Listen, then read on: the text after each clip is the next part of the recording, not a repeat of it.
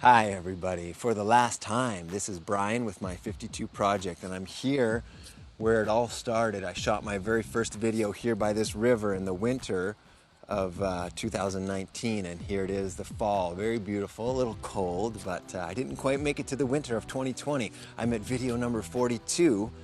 That's 10 videos short, but I knew, from the beginning that this would be a very difficult challenge to come up with a new video each week that's encouraging, that was challenging, that was current events, and sometimes took research. I didn't want to talk about a bunch of repetitive topics or silly things like, what did I eat for supper tonight, things like that. So I wanted to make sure that I had some pretty high quality ideas coming out.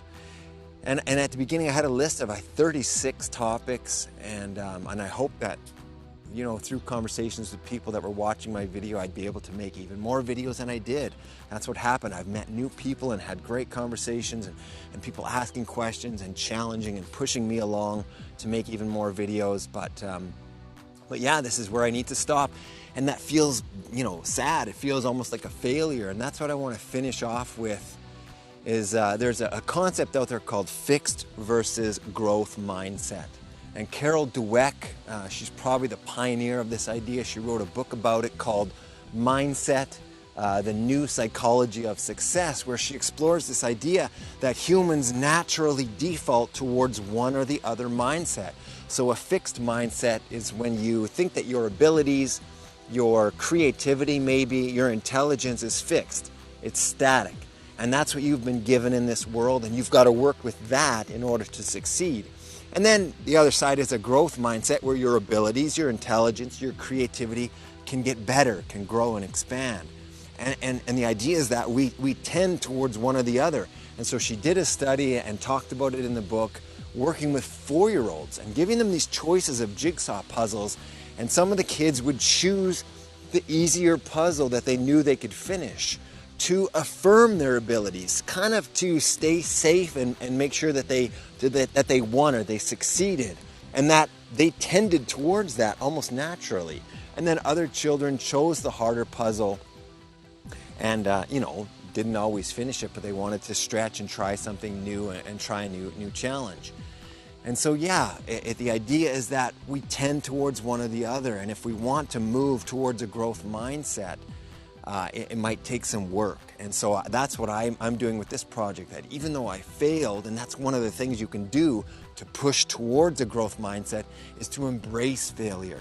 To understand that failure is not a negative thing, it's a good thing. It means you've tried this challenge and you maybe failed at it, but there's things to learn and to grow right in there.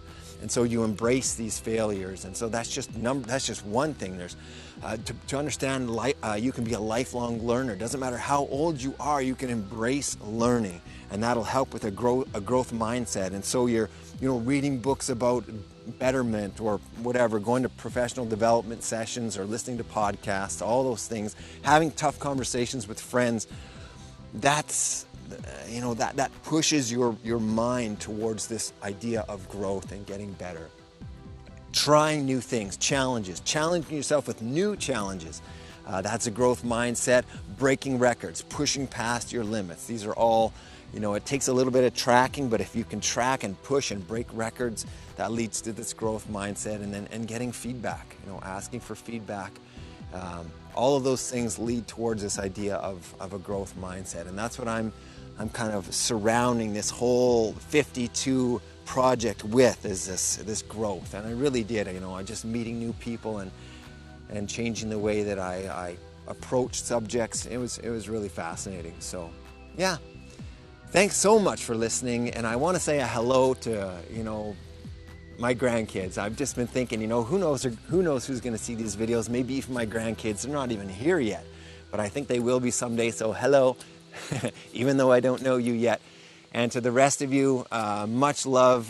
Thanks for watching. And I guess this is goodbye.